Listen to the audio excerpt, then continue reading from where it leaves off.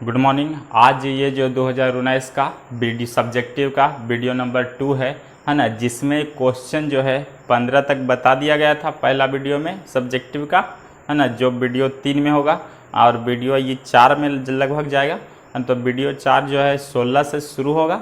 अब देखते हैं कितना नंबर तक चल पाता है ना। ऐसे 25-30 तक तो होगा, है ना। तो यहाँ पे हम लोग देखेंगे क्वेश्चन नंबर सब्जेक्टिव का, ठीक है। ध्यान दीजिएगा, ये क्वेश्चन बैंक है 2019 का ए का, ठीक है। तो यहाँ पे देखते हैं पहला 16 नंबर क्वेश्चन सब्जेक्टिव में बोला है यूक्लिड विभाजन एल्गोरिथम का प्रयोग करके। यूक्लिड विभाजन एल्गोरिथम है, यूक्लिड विभाजन एल्गोरिथम ये वाला है ना। ए बराबर बी क्यू प्लस आर, जहाँ आर शेषफल है। इसको ऐसे हम लोग पढ़ते थे बुतरू में, भाज्य बराबर भाजक गुने भागफल अजोड़ शेषफल, है ना। यही वाला यूक्लिड विभाजन एल्गोरिथम है, लेकिन कुछ अलग मेथड से पढ़ेंगे इसमें, है ना। तो यहाँ पे हम इसको पहले डिलीट कर देते हैं। अब देखिए, यूक्लिड विभाजन एल्गोरिथम का प्रयोग करके 570 और 1425 का मसा निकालना है, मसा HCF निकालना है ना। तो यहाँ पे दिया है पहली संख्या, तो हम लिख देते हैं पहली संख्या बराबर 570 और दूसरी संख्या तो लिख देते हैं दूसरी संख्या बराबर 1425। इसको हम अगर ए माने, इसको हम अगर बी माने, है ना। इसको 570 को ए मानते हैं, 1425 को बी मानते हैं, तो B is greater than A. B जो है यहाँ पे क्या हो जाएगा, बड़ा होगा, है ना। तो बी बड़ा हो जाएगा ए से। तो छोटा से बड़ा में बुतरू में हम भाग देते हैं, है ना। छोटा से बड़ा में भाग देके हम लोग HCF निकाल लेते थे। तो यहाँ पे भी हम वैसे ही करेंगे। देखो 1425 को हम 1425 इज ग्रेटर देन 570, है ना, ये लिख देंगे। तो 1425 लिखना पड़ेगा, अब बराबर 570 से भाग देंगे। देखिए भाग दे रहे हैं, 570 से भाग दे देंगे 1425 में, है ना। तो 14 ये रफ वर्क है ना।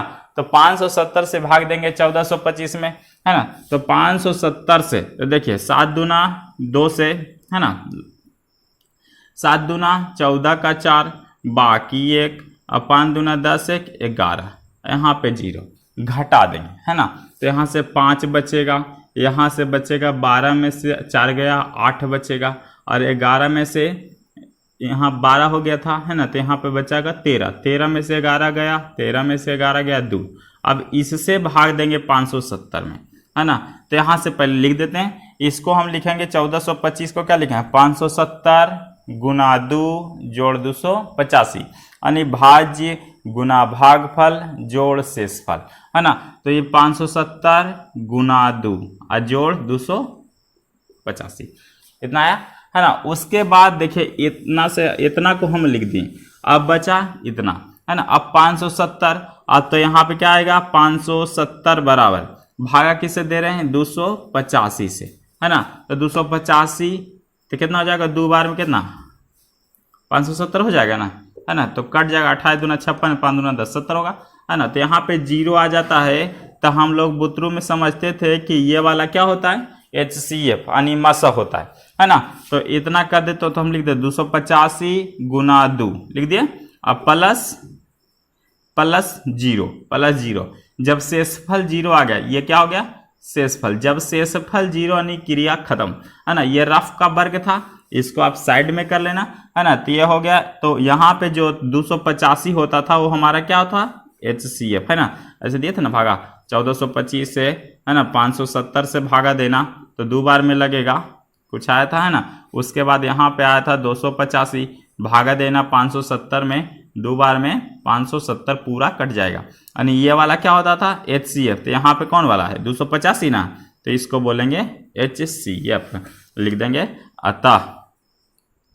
अतः मसा जो है, यहाँ पे लिख देता हूँ मसा, है ना। HCF भी लिख देंगे, कोई दिक्कत नहीं। मसा कितना का 570 और 1425 का, तो 570, 1425 बराबर कितना आया 285। तो ये आपका आंसर हो गया, है ना। तो इस प्रकार से आप लिखेंगे, ये पूरा प्रोसेस बाय प्रोसेस है, इतना में आपको नंबर मिलेगा सही से, है ना।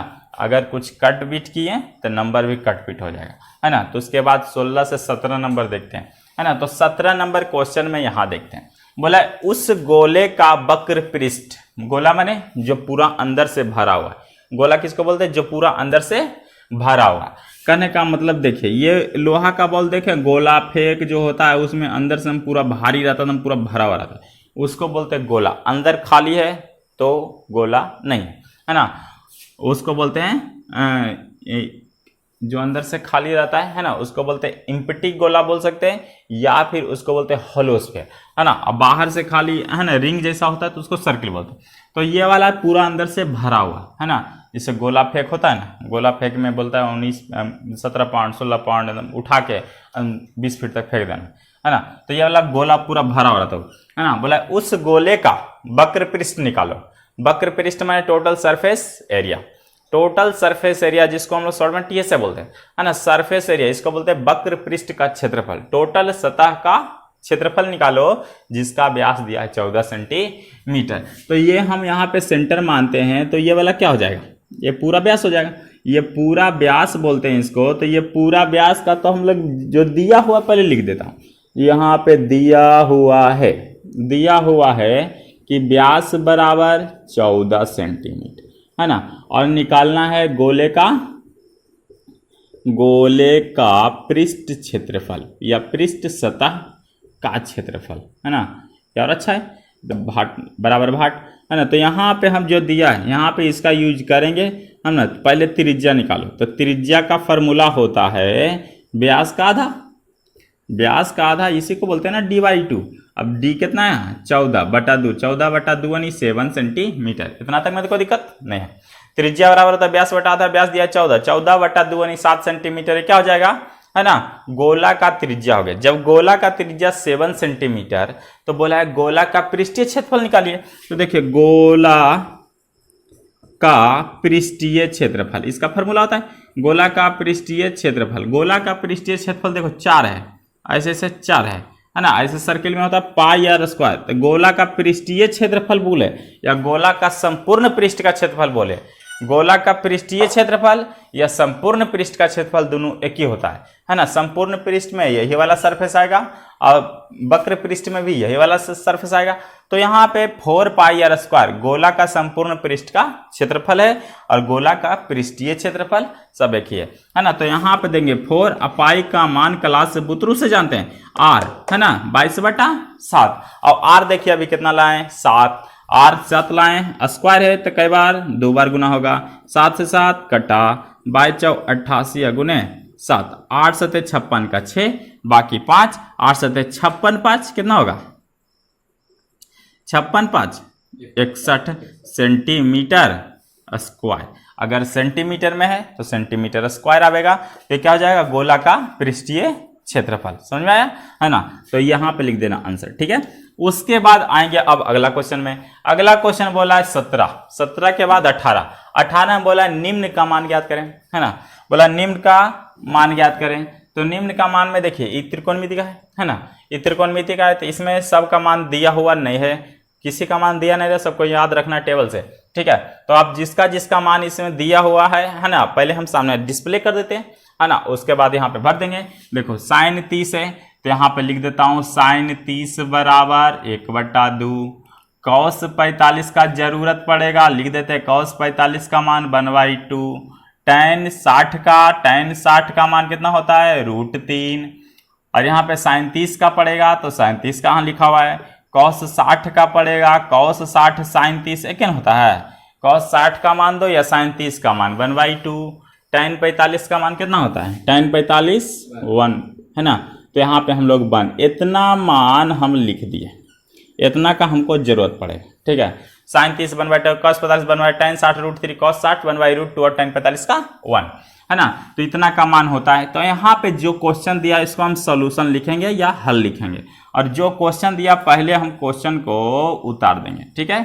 यहाँ पे हमने क्वेश्चन को डिस्प्ले कर रहे हैं, तो क्वेश्चन को पहले हमने आपके स्क्रीन पर यहाँ पे डिस्प्ले कर दिया। ये देखिए ये आपका डिस्प्ले हो गया। उसके बाद हम इस पे हम सबका मान बैठाएंगे। क्या बैठाएंगे, जो हम मान अभी लिखे हैं इसका मान हम लोग क्या करेंगे, पुट करेंगे। ये क्वेश्चन था, है ना। 5 का 5 लिख दिया, इंटू साइन 30 है, साइन 30 का मान देखिए साइन 30 1/2, साइन 30 के जगह 1/2 स्क्वायर है तो स्क्वायर देंगे। कॉस 45, कॉस 45 क्या है 1/√2, तो आप 1/√2 दीजिए, स्क्वायर है तो स्क्वायर, प्लस tan 4 का 4 लिखेंगे, tan 60 का मान 1/2 दे दीजिए, है ना। अब बट्टा में यहाँ से नीचे से आते हैं, 2 है और साइन 30 है, तो साइन 30 का मान देखिए 1/2, है ना। और यहाँ पे देखो cos 60 का मान बोलो, cos 60 का मान √3, तो √3 दे देंगे। अब प्लस tan 45 1 है, tan 45 1 है, तो आप यहाँ पे 1 दे दीजिए। जो कट रहा है काट दीजिए, है ना। तो यहाँ पे देखते हैं 5 एक tan 60 का मान √3 है ना, तो tan 60 का मान क्या दिए √3, यहाँ पे क्या होगा सॉरी √3 होगा ना, तो √3 होगा दे दिए। अब देखिए 5 का 5 और 1 का स्क्वायर, 1 का 2 दूनी 4, प्लस 1 का √2 का 2 और प्लस 4 √3 का 3। अब बटा नीचे 2 है गुना में, है ना, तो कट जाएगा, तो क्या बचेगा 1 गुना √3 √3 अब प्लस 2, है ना। तो यहाँ हो गया 2, ये कट गया, ठीक है। उसके बाद देखिए ध्यान से 5 गुने 1/4, तो 5/4 प्लस 1/2 प्लस 4 तिया 12, इसके नीचे कुछ नहीं तो 1, और नीचे क्या है √3 प्लस 2, cos 60 का मान, ठीक है ना, पुट देख लो, cos 60 का मान 1/2, cos 60 का मान 1/2, ये मिस्टेक लिखा हुआ है ना। cos 60 का मान 1/2 होगा, है ना, तो यहाँ पे 1/2 है ना, थोड़ा सा डॉट लग रहा था। sin 30 का मान 1/2, ठीक है, tan 45 का मान 1/2, ठीक है। यहाँ से देखो क्या आएगा 1/2, यहाँ पे क्या हो जाएगा 1/2, तो 1/2 ये क्या हो गया 1, यहाँ पे 1 है, 2 लिखा गया 1। उसके बाद आप कैलकुलेशन कीजिए, नीचे से 1 और 1/2, 1 प्लस 1/2 ये 1 है और ये आधा, 1 का आधा कितना होता है 1.5 है, 3 का आधा, यानी इसको क्या लिखेंगे 3/2, या भी इनका जोड़ कर लीजिएगा, है ना। तो उसके बाद देखिए 4 2 और 1 का एलसीएम क्या हो जाएगा 4, तो क्या हो जाएगा 5 प्लस 2 2 जा 4 और 1 से कटेगा 4 बार में, तो 12 4 48, 1 से 2 दूनी 4 2 इकाई 2, 1 से कटेगा 4 बार में, 4 गुने 12 12 48, है ना, 4 से कटेगा 1 बार में, 1 गुने 5 5, है ना, ये बड़ा बटा ये 3/2, यहाँ से अब सोल्यूशन कर, 48 2 50 5 55 बटा में 4, नीचे से ऊपर जाएगा 3/2 है, तो 55/4, नीचे से क्या हो जाएगा 2/3, 2 दूनी 4, तो हो जाएगा 55/3 दूना 6, ये तुम्हारा क्या हो जाएगा आंसर। देखिए, है ना, ये 90 नंबर है। उसके बाद 90 नंबर में देखते हैं, बोला है कि त्रिभुज ABC एक समद्विबाहु है। त्रिभुज ABC एक क्या है समद्विबाहु, माने जिसके वैसे त्रिभुज जिसकी दो भुजाएं आपस में बराबर हो, जिसके AB जिसमें AB बराबर AC, AB और ये AB डाउन में और AC परपेंडिकुलर, AB बराबर AC, ये दोनों साइड वाले बराबर हैं। त्रिभुज के अंदर एक वृत्त इस प्रकार खींचा गया है कि त्रिभुज के अंदर एक वृत्त इस प्रकार खींचा गया है कि यह भुजा AB को E पर, BC को D पर, AB को E पर और BC को D पर स्पर्श करती है तथा AC को F पर भी स्पर्श करती है। तो दिखाइए कि D भुजा BC का मध्य बिंदु को बताना है ना, कि D भुजा जो है ये वाला BC का मध्य बिंदु में है, ये आपको साबित करके लाना है। तो यहाँ पे देखिए साबित किया गया है, माना कि, है ना, तो पहले मान लेते हैं, माना कि त्रिभुज ABC एक समकोण त्रिभुज है।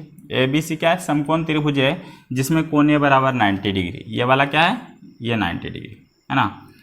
तो बोला ये एक 90 डिग्री है ना, ये बराबर, तो इसमें दिया हुआ है FC बराबर CD। देखिए यहाँ से किसी बाह्य बिंदु से वृत्त पर स्पर्श रेखा होती है, बाह्य बिंदु से जब भी खींचेंगे वृत्त पर तो स्पर्श रेखा आपस में क्या होती है बराबर, यहाँ से हो जाएगा FC बराबर CD, वही लिखा होगा FC बराबर CD, AF बराबर AE, यहाँ से ये भी बाह्य बिंदु है, बाह्य बिंदु A से AF बराबर AE, है ना, ये AF और ये AE आपस में क्या होंगे बराबर, है ना। उसके बाद BE बराबर BD, यहाँ से B से स्पर्श रेखा खींचा गया तो BE बराबर BD, तो ये दोनों भी स्पर्श रेखा है, सब स्पर्श रेखा है, तो स्पर्श रेखा से सब आपस में बराबर, ये इसके बराबर, ये इसके बराबर, ये इसके बराबर, है ना।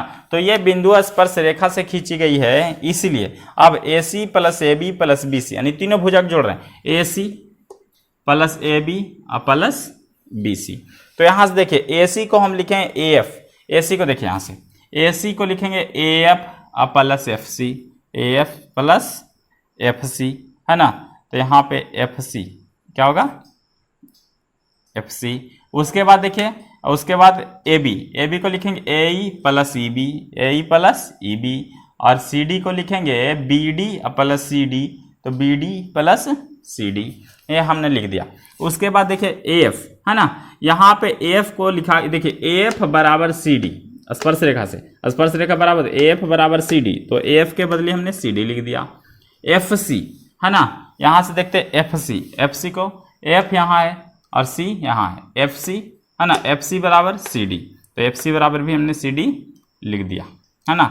और AF बराबर AE, तो देखिए AF को हमने AE लिखा, AF बराबर AE है, तो AF को हम AE लिखेंगे है ना, AF को AE, तो AF बराबर AE कहाँ है ना, AE दे देता हूँ है ना, AE। उसके बाद देखिए है ना, या AF को AF ही रहने देते हैं, चलो है ना, न तो कंफ्यूज हो जाएगा। फिर से AF को देखो AF लाना है तो AF को AF रहने देना, ठीक है। और उसके बाद AF के बदले CD है, तो यहाँ पे FC के बदले CD लिख दिए, ठीक है, ध्यान देना है ना। तो यहाँ पे उसके बाद क्या है AE, यहाँ से देखो AE के बदले हम AE के बदले AF, क्योंकि AF यहाँ लाना है तो AE के बदले फिर से हम क्या लिख दें AF, तो AF और AF दुगो हो गया, AE के बदले भी AF और एगो AF है, ये था तो AF लिखा हुआ दुगो है ना। FC के बदले CD, और उसके बाद यहाँ देखिए CD AF CF के बदले भी आएगा, तो FC के बदले या CF के बदले CD, एगो CD यहाँ है, तो CD प्लस CD दुगो CD हो गया।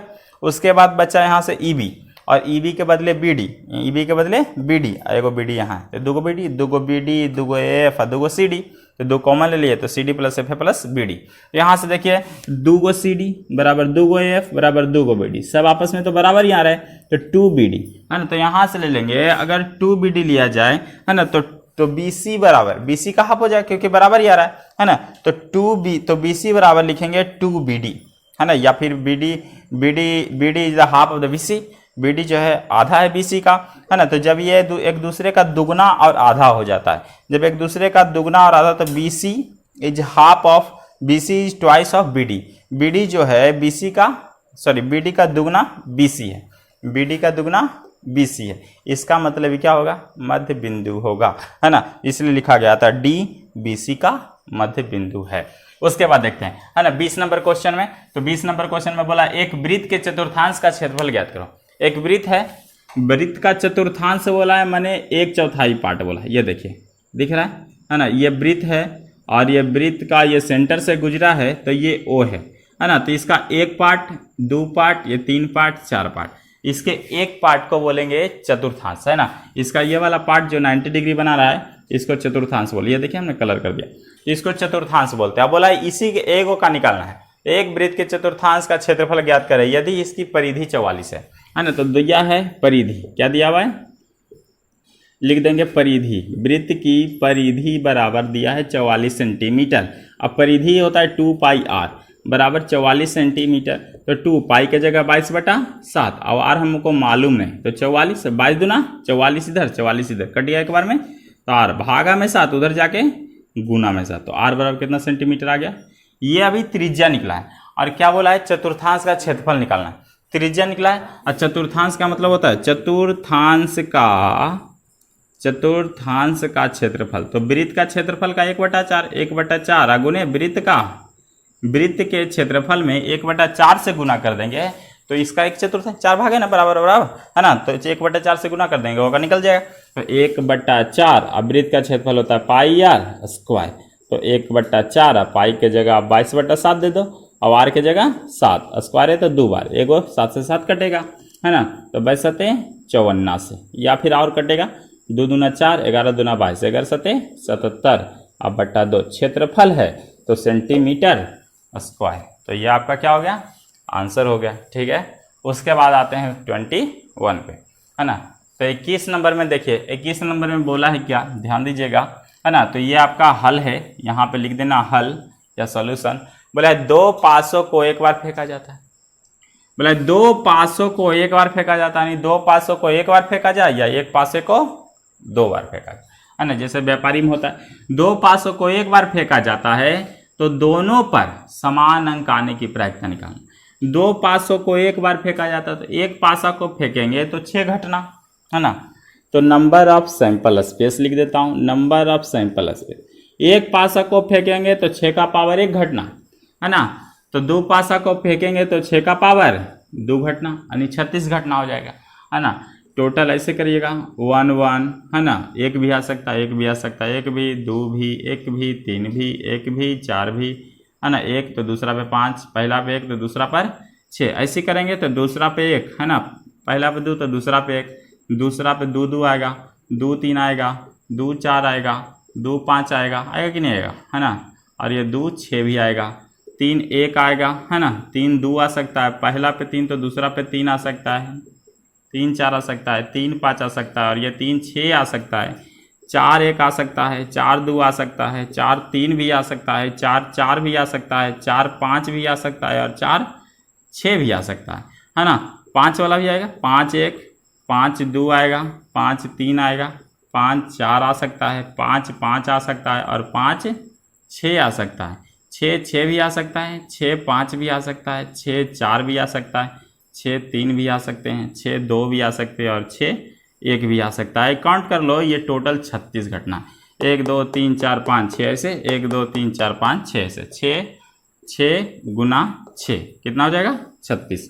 तो इतना से ज़्यादा आपका नहीं आ सकता है ना। तो बोला number of event, number of event में बोला है दोनों पर समान आना चाहिए। तो यहाँ पे ई के जगह हम लिख देते दोनों पर समान। दोनों पर समान माने कि, है ना, दोनों पर समान कहने का मतलब दोनों पर एक ही, जैसे 1 1 हो गया, 2 2 हो गया, पहला पे 3 दूसरा पे 3, पहला पे 4 दूसरा पे 4, पहला 5 दूसरा 5, पहला 6 दूसरा 6। देखो ये काट रहे हैं, ये 1 1 2 2 3 3 4 4 5 5 6 6, 1 2 3 4 5 6, दोनों पर समान का है 6, है ना। तो हम जानते हैं, है ना, क्या जानते हैं, तो हम जानते हैं कि प्रोबेबिलिटी बराबर, प्रोबेबिलिटी बराबर होता है नंबर ऑफ इवेंट बटा नंबर ऑफ सैंपल स्पेस, है ना। प्रोबेबिलिटी बराबर नंबर ऑफ इवेंट बटा नंबर, इवेंट कितना है 6, नंबर ऑफ इवेंट 6, और total number of sample space 36। तो 6 बटा 36 यानी 1 बटा 6। तो प्रोबेबिलिटी जो है दोनों पर समान आने की जो प्रोबेबिलिटी है 1 बटा 36 होगी, ठीक है। उसके बाद आते हैं नंबर 22 पे। देखो 22 नंबर है ना। 22 नंबर बहुलक मीन मीडियम मोड से दिया है, माध्यम माध्यक और बहुलक वाला है। तो बहुलक निकालना है तो बोला निम्न बंटन का माध्यक निकालिए। बंटन यहाँ पे दिया हुआ है ना। वर्ग अंतराल 0 से 10, 10 से 20, 20 से 30, 30 से 40, 40 से 50 और 8 12 16 15 और 17 ये बहुलक है। तो इसको हल करते हैं हम, है ना। हल करने से पहले आप देखिएगा इसमें कि सबसे ज़्यादा फ्रीक्वेंसी किसका है, सबसे ज़्यादा बहुलक किसका है। तो देखिए 8 है, 12 है, 6 है, 15 यानी सबसे ज़्यादा किसका है 15 है। तो ये हमारा बहुलक वर्ग हो जाएगा, ये जो है हमारा बहुलक वर्ग हो जाएगा। तो यहाँ पे लिखेंगे हल में, है ना, बहुलक वर्ग बराबर बहुलक वर्ग कौन है 30 से 40। 30 से 40 वाला जो फ्रीक्वेंसी रखने वाला वर्ग है वो सबसे बड़ा बहुलक है, 30 से 40 वर्ग वाला, है ना। तो हम देखते बहुलक का फार्मूला होता है बहुलक बराबर, बहुलक को मोड बोलते हैं। तो बहुलक का फार्मूला होता है L plus F1 plus F0 बटा 2F1 minus F0 minus F2, ये होता है इसका formula, multiply by H height, है ना। तो ये फार्मूला में हमको L चाहिए, F1 चाहिए, F0 चाहिए, 2F1 चाहिए, F0 चाहिए, F2 चाहिए और H चाहिए। हमको कहाँ से निकालेंगे, देखें निकाल दें, है ना। ये है लोएस्ट टर्म जिसको हम बोलते हैं L, क्या बोलते हैं L। तो L बराबर क्या हो जाएगा 30। L बराबर लोएस्ट टर्म, H बराबर हाईएस्ट टर्म। बहुलक वर्ग का L बराबर होता है लोएस्ट टर्म यानी निम्न मान कितना है 30, तो 30 दे दिए। उसके बाद चाहिए F1। तो बहुलक वर्ग का ये वाला जो बारंबार आता है फ्रीक्वेंसी 1, इसी को बोलते हैं हम लोग F1 बराबर 15। और इसके जस्ट ऊपर 1 के पहले 0 होता है ना। तो F1 क्या हो जाएगा F0 आपका 6 हो जाएगा। तो F0 यहाँ पे हम 6 लिख देते थे। F1 के बाद क्या होता है F2, तो इसको उसके बाद वाला बारंबारता है तो F2 बराबर यहाँ पे 7 हो जाएगा, ठीक है। F2 निकल गया। उसके बाद चाहिए आपको H देखिए 30 से 40 के बीच का जो अंतर है, तो 40 माइनस 30 कितना का अंतर है 10 का, है ना, तो ये आपका h हो गया, है ना। अब सारा मान निकल गया है, l लोएस्ट मान है, f0 बहुलक वर्ग का, बहुलक जो फ्रीक्वेंसी है उसके ऊपर का फ्रीक्वेंसी, एक पहले वाला को f0 बोलते हैं, फ्रीक्वेंसी जो बहुलक वर्ग का फ्रीक्वेंसी है उसको f1 बोलते हैं, और उसके बाद वाला को फ्रीक्वेंसी है उसको f2 के नाम से जानते हैं, और दोनों के बीच का जो अंतर है उसको h के नाम से जानते हैं। अब सारा फार्मूला में आप पुट कर दीजिए, आपका आंसर आ जाएगा। l बराबर कितना है 30 प्लस f1 का मान कितना है 15 प्लस f0 का मान कितना है, f0 का मान यहाँ देखिए 6 है बटा 2, f1 का मान 15 है माइनस f0 का मान कितना है 6 है माइनस f2 का मान कितना है 7 है, h का मान कितना है 10 है, तो रख देते हैं तो हो जाएगा 30 प्लस 15 छो 21 बटा 15 दूनी 30 और 7 छो 13, 30 में से 13 गया गुने 10, तो यहाँ से देखिए 30 प्लस 21 हो गया, अब बटा 30 में से 13 गया 17 गुने 10, तो हो जाएगा 30 प्लस 21 दें 210 बटा 17, तो हो जाएगा 30 प्लस 210 में से 17 है ना, तो 17 दूनी है ना 17 दें हाँ और 17 दूनी हाँ, तो 12.9 आएगा, है ना। तो 30 और 12 कितना होता है 42.9, तो ये आपका बहुलक आ गया, यानी बहुलक अगर निकालना है तो ये आपका हो गया आंसर, ये बहुलक बराबर 42.9 होगा। ठीक है, तो ये इतना से बाकी आपका सॉल्यूशन है ना, भिन्न का जोड़ घटा गुना भाग यही सब है, आप यूज कर लीजिए, है ना। और उसके बाद बहुलक यहाँ तक आप सॉल्यूशन कर लीजिए, मेन यहाँ था जो आपको समझा देगा। ठीक है, उसके बाद आता है 22 नंबर पे, तो 22 भी है ना वैसा ही उसी चैप्टर से है, लेकिन इसमें पूछा है माध्य, है ना। तो माध्य निकालने के लिए देखिए सॉल्यूशन, है ना, माध्य आप कैसे निकालिएगा, है ना। माध्य निकालने के लिए आपका वर्ग अंतराल दिया है 0 से 8, 8 से 16, 16 से 24, 24 से 32, 32 से 40 और 40 से 48, 1 2 3 4 5 और 6, है ना। उसके बाद फ्रीक्वेंसी यहाँ पे बारंबारता, ये है बारंबारता, है ना, ये बारंबारता है, ये फ्रीक्वेंसी बोलते हैं। 10 20 14 16 18 और 22 बोला x का मान निकालिए, तो x बराबर होता है लोअर प्लस हायर बाई 2, यानी लोअर मान प्लस हायर मान बटा 2, कहने का मतलब यहाँ से लोअर मान कौन है 0, हायर मान 8, यानी 0 प्लस 8 बटा 2 का मतलब 8 बटा 2 माने 4, है ना, तो यहाँ पे क्या हो जाएगा 4। उसके बाद इसमें आएंगे तो 8 लोअर मान 8 हायर मान 16 बटा 2, 8 से 14 यानी 24 बटा 2, 24 बटा 2 का मतलब 12, यानी यहाँ पे 12 हो जाएगा। उसी प्रकार से यहाँ पे देख लीजिएगा, है ना, 4 जोड़ दिए, है ना, 8 में 4 जोड़े 12 आ गया, 0 में 4 जोड़े 4 आ गया, तो 16 में 4 जोड़ दिए, अब ये आएगा 20, 24 में 4 28, 32 में 4 32 4 36, है ना, 40 4 44, ये सबके बीच वाला माना है। ठीक है, तो ये इस प्रकार से हम x निकाल लेंगे। ठीक है, और उसके बाद है ना बोला f(x), तो यहाँ f है यहाँ x है, f गुना x बराबर f(x), तो यहाँ दोनों को गुना करो, 10 4 40, 12 दूनी 24 यानी 240, 14 दूनी 28 280, 28 गुने 16 तो 16 8 28 से बाकी 12, 16 दूनी 32, अब 32 12 32 2 34 10 44, 448 हो जाएगा। उसके बाद 18 से गुना 36 करो, 18 6 कम 78 से, 78 से मानिए 8 बाकी 10, 18 3 54, 54 10 64 यानी 648, 22 का 44 करो, 22 4 88, 88 का 8 बाकी 8, अब 22 4 88, 88 8 8 8 16 यानी 96, तो इतना सारा सम हो गया ये आपका। उसके बाद देखिए इसको जोड़ देंगे तो आ जाएगा टोटल फ्रीक्वेंसी है, इसको जोड़ेंगे आ जाएगा टोटल f(x) का सम, है ना। तो यहाँ से निकालते हैं, देखिए जोड़ो 8 8 16, है ना, 16 8 8 8 16 8 24 का 4 बाकी 2, 6 4 10 10 4 6 4 10 10 4 14 और 14 बाकी 2 16, 16 और 16 8 24, 24 4 28, 28 4 32 का 2 बाकी 3, 9 3 12 6 18, 18 4 22, 22 4 22 4 26, 26 26 का 26, है ना, यानी इतना हो गया। उसके बाद इसको जोड़ेंगे तो 8 2 10 10 10 20, 20 का 0 बाकी 2 2 2 4 4 2 6 6 2 8 8 2 10, यानी ये 100। ठीक है ना। उसके बाद बोला हम ये f(x) निकल गया, f निकल गया, ये f(x) निकल गया, है ना। तो बोला माध्य निकालो, तो माध्य का फार्मूला होता है ना सिग्मा f(x) बटा सिग्मा f, ये सबसे नॉर्मल फार्मूला है। माध्य का और भी फार्मूला होता है ना, पग विचलन विधि है ना, बहुत सारे। तो यहाँ पे सिग्मा f(x) बटा सिग्मा f, तो सिग्मा f(x) कितना निकला, सिग्मा f(x) निकला 2624, अब बटा सिग्मा f कितना निकला 100, तो यहाँ से 2 जीरो नीचे से हटेगा तो राइट से 2 अंक बाद दशमलव हो जाता है, तो 26 दशमलव क्या जाएगा 4, ये आपका निकला माध्य। तो यहाँ पे लिख दीजिएगा अतः माध्य बराबर 26.424, ये आपका आंसर हो गया 26.24, यहाँ पर उत्तर आपका हो गया है ना। उसके बाद ये 23 के बाद आएंगे इधर 24 में आएंगे, लिफ्ट में आते है ना 24 में। तो ये आपका 24 है। बोला यदि दो लगातार प्राकृतिक संख्याओं का गुणनफल 20 है। बोला यदि दो लगातार का मतलब अगर एक 3 है तो लगातार निकालने के लिए एक क्या करना पड़ेगा 3 + 1 है ना, यानी 4। अगर कोई x है तो ये क्या हो जाएगा लगातार में x + 1 या तो x - 1 हो जाएगा है ना। 3 लगातार बोलता है तो इसे लेते हैं है ना, लेकिन 2 बोला है तो प्लस वाला लीजिए तो अच्छा रहता है ना। तो यहाँ पे बोला है 2 लगातार प्राकृतिक संख्या का गुणनफल, तो मान लेते हैं, माना कि प्रथम संख्या, लगातार संख्या में मानेंगे हम लोग प्रथम संख्या x और दूसरा संख्या x + 1, ये 2 लगातार संख्या मान लिए।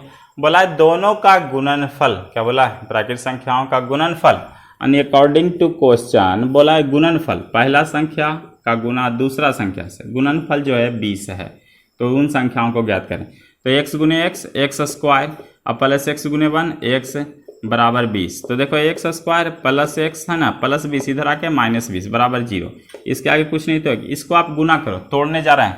1 और 20 का गुणनफल 20, 2 से तोड़ो 10 बार में, 2 से तोड़ो 5 बार, ऐसा गुना करो है ना कि जोड़ घटा के, तो 5 इधर 4, तो 4 गुने 5, 5 × 20 हो गया, अब 5 में से 4 गया तो 1 भी आ गया, तो इसको 5x है, इसको 4x। देखिए यहाँ से 5x में से 4x गया, 1x आया ना बीच वाला, जोड़ घटा के बीच वाला आना चाहिए, गुना करके जो गुना किए हैं यहाँ पे आया वो आना चाहिए। अब देखिए यहाँ से ये 3 गो है, कॉमन लेने में प्रॉब्लम हो रहा है इसलिए इसको 4 गो कर रहे हैं। इसको देखो x² और इसको 20 लिख दिए, ठीक है, बराबर 0 था इधर। अब बच गया ये x को हम लिख रहे हैं यहाँ से है ना 5x घटाओ 4x, ठीक हो गया ना, 5x घटाओ 4x। देखिए 5x में 4x गया, 1x प्लस में ये x² था, ये -20 का -20, ठीक है। अब देखिए ये 4 हो गया, तो दो का कॉमन लेते हैं, ये दोनों में कॉमन ले लें, यहाँ भी x यहाँ भी x निकाल लो यहाँ से, तो यहाँ से एगो x बचेगा, एगो निकला तो एगो बचा, प्लस x निकल गया क्या बचेगा 5, यहाँ से -4 कॉमन लेना, -4 लिए तो यहाँ से क्या बचेगा x और प्लस यहाँ से -4 हो गया, क्या बचेगा 5 बराबर 0 है ना। x + 5, यहाँ भी x + 5 कॉमन ले लेते हैं, तो x + 5 बच गया है ना। यहाँ से x + 5 ले लिए तो यहाँ से क्या बचेगा x + 5 निकल गया, यहाँ से क्या बचेगा 4 है ना, तो बराबर क्या हो गया 0। अब ये भी गुणनखंड में, ये भी गुणनखंड में, इसको भी एक बार 0 के बराबर करो, इसको भी एक बार 0 के बराबर करो, तो हो जाएगा x + 5 बराबर 0, और इधर कर रहे हैं x - 4 बराबर 0। तो x + 5 उधर जाके -5 और प्लस -4 उधर जाके ये है ना, पॉजिटिव वाला मान ज़्यादा अच्छा लग रहा है इसलिए पॉजिटिव वाला मान ले लेंगे है ना। तो यहाँ से हम लोग ले लें अतः प्रथम संख्या, तो आपका प्रथम संख्या को x माने थे तो x बराबर लाए 4 है ना, ये वाला ले लेते हैं। और द्वितीय संख्या लगातार ही था तो द्वितीय संख्या x + 1 माने थे, x की जगह 4, 4 + 1 कितना हो जाएगा 5, ये बोथ आर आंसर है ना। पहला संख्या 4 तो दूसरा संख्या 5 है ना। तो ये सब जो है समझने के लिए था, ये सब लाइन वगैरह आप एडिट कर लीजिएगा है ना। अगर बीच में ये इक्विवेलेंट का ये चिन्ह देते जाइएगा है ना, क्योंकि बीच में बराबर है तो इसको बोलते हैं हम लोग है ना। तो ये इक्विवेलेंट का चिन्ह हम लोग देते जाएंगे है ना। तो यहाँ से इसको, ये है रफ, ये वाला सब है रफ, ये आपको यहाँ पे करना कोई ज़रूरी नहीं है, आप इसको हटा सकते हैं। चलिए इसको हम हटा देते हैं है ना, ठीक है, ये आपको करना कोई ज़रूरी नहीं है, ठीक है। ये रफ था आपका है ना, बाकी आपका टोटल मैथ ये स्ट्रक्चर में ये है, ठीक है। उसके बाद है ना, उसके बाद देखिए 25 नंबर।